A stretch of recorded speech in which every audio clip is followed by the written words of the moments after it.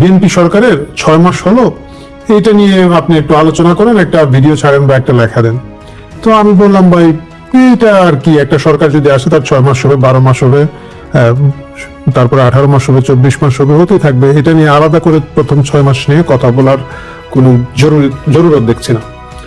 কি বলেন ভাই, বিএনপি সরকার তো একেবারে চমক দেখিয়ে দিয়েছে, 6 মাস উপলক্ষে একটা বিরাট চমক দিয়েছে, চমক দেখিয়ে দিয়েছে, আর আপনি কথা বলবেন না? তা আমি খুব টেনশনে পড়ে গেলাম, চিন্তায় পড়ে গেলাম, কারণ আমি বিএনপি সরকারের এই প্রথম 6 মাসে এমন আহামরি কিছু দেখলাম না যেটা দেখে আমি খুব আনন্দে উদ্বেলিত হয়ে লাফিয়ে ঝাঁপিয়ে পড়ে এটা নিয়ে আলোচনা করবো। তেমন তাই নাকি? না আপনি দেখেন নাই? না আমার তো নজরে পড়ে নাই। ঠিক আছে, আপনাকে আমি হোয়াটসঅ্যাপে দিচ্ছি। আমি ভাবলাম বিএনপি তাদের এই 6 মাস পূর্তি উপলক্ষে একটা পিডিএফ পুস্তিকা করেছে, সেটা হয়তো সে দিবে। তো এটা তো আমি পেয়েছি, ভাবলাম হয়তো অন্য কোনো ডকুমেন্ট সে দিতেই পারে। তো খুব আগ্রহ নিয়ে হোয়াটসঅ্যাপ দেখছিলাম, হোয়াটসঅ্যাপে দেখলাম যে ও মা, এটা আসলে সেই চমক না, এটা হচ্ছে অভিনেত্রী এর খালেদা জিয়া বানিয়ে ভিডিও ছেড়ে দিয়েছে। মানে এইটাই হচ্ছে চমক দেখানো।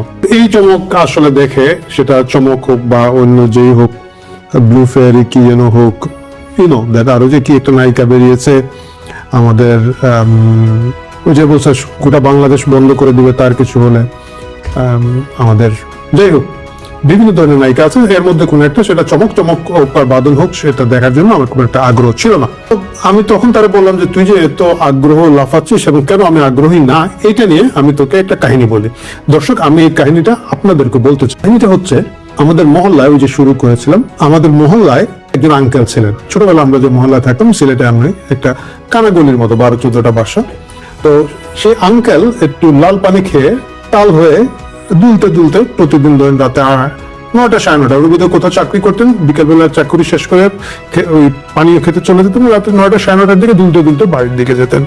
তো আমরা কিছু দুষ্ট পোলাপান ছিলাম, যেটা হয় মহল্লার, আমরা ওই গলির মাথায় একটা বাসার দোতলার বারান্দায় বসে আড্ডা মারতাম, রকবাজি করতাম, সোজা কথা, নিজ দিয়ে কে যায় আসে দেখতাম, এটা ওইটা। তো আঙ্কেল যখন প্রতিদিন রাতে 8:30 9টার সময় ওইদিকে যেতেন, খুব নিজের আপন মনে দুলতে দুলতে যেতেন। তো আমরা তার সাথে দুষ্টামি করার জন্য একেবারে কাছে আসা বলতো, আঙ্কেল কেমন আছেন বলে একটা জোরে চিৎকার দিতাম। অথবা বলতাম, গুড আফটারনুন আঙ্কেল, কেমন আছেন? তো আঙ্কেল খুব চমকে উঠে তাকাতেন, হ্যাঁ ভালো আছে। তো এরকম যায় 2 দিন 4 দিন 5 দিন, বোঝা যেত যে আঙ্কেল খুব বিরক্ত। একদিন উনি আর সহ্য করতে পারলেন না, তিনি বললেন, এই তোমরা আমাকে প্রতিদিন এটা জিজ্ঞেস করো কেন? না, আপনার কুশল জিজ্ঞেস করে, আপনি কেমন আছেন জানতে চাই।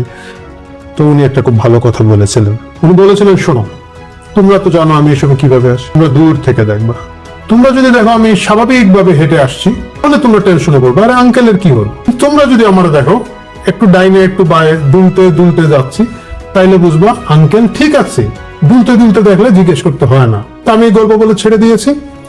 আমার ছোট ভাই, আমি যার কথা বলছি, সে বুঝলাম বেশ কনফিউজ। সে বলতো, ভাই এটা দিয়ে কি বুঝাইলেন?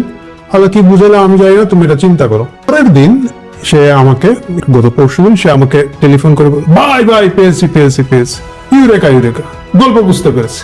কিভাবে গল্প বুঝতে পেরেছো?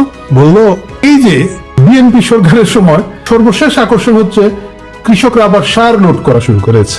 ঘন্টার পর ঘন্টা অপেক্ষা করেও মেলেনি সার না পেয়ে ক্ষোভের শেষ পর্যন্ত ডিলার পয়েন্টের গুদামের দরজা ভেঙে 197 প্রায় 10,000 কেজি সার নিয়ে যায় কৃষকরা। 23 তারিখ রোববার সকাল 11টার দিকে কুড়িগ্রামের ভুরুঙ্গমারী উপজেলার শিলখুড়ি ইউনিয়নের মেসার্স সার ডিলার পয়েন্টে এ ঘটনা ঘটে। পরে পুলিশের তৎপরতায় কৃষকদের কাছ থেকে 33 বস্তা সার উদ্ধার করা হয়েছে। বাকি সার উদ্ধারের চেষ্টা চলছে। তো এই সার নোট করা দেখে আমি বুঝতে পারলাম আপনার সেই গল্প, যে বিএনপি যখন সরকারে আসবে, একদিকে বিদ্যুতের জন্য হেলতে থাকবে, আরেকদিকে সার নোটের জন্য হেলতে থাকবে। বিদ্যুৎ দিতে পারবে না, সার দিতে পারবে না। এই হেলতে দুলতে চলা মানে হচ্ছে গিয়ে বিএনপি ঠিক মতোই চলছে।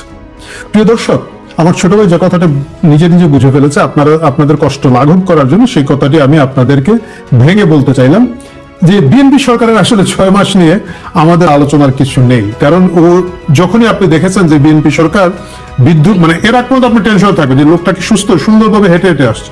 যেই দুলা শুরু করবে বুঝবেন না এখন লোকটা সুস্থ।